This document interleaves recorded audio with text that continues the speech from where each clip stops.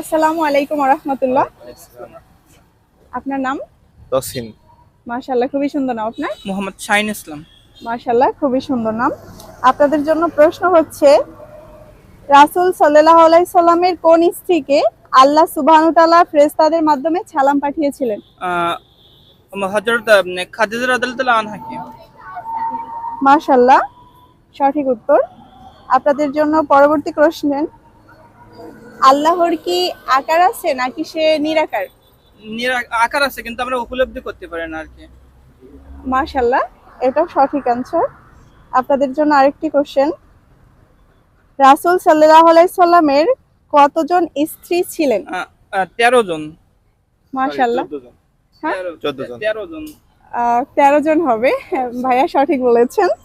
আচ্ছা, আরেকটি প্রশ্ন, হযরত আদম আলাইহিস সালাম কত হাত লম্বা ছিলেন? 60 হাত। মাশাআল্লাহ, সঠিক উত্তর। আমার পক্ষ থেকে ছোট্ট একটি হাদিয়া রয়েছে। এই যে ভাইয়া, ছোট্ট একটি হাদিয়া আমার পক্ষ থেকে। মোস্ট ওয়েলকাম, জাযাকাল্লাহ খাইর।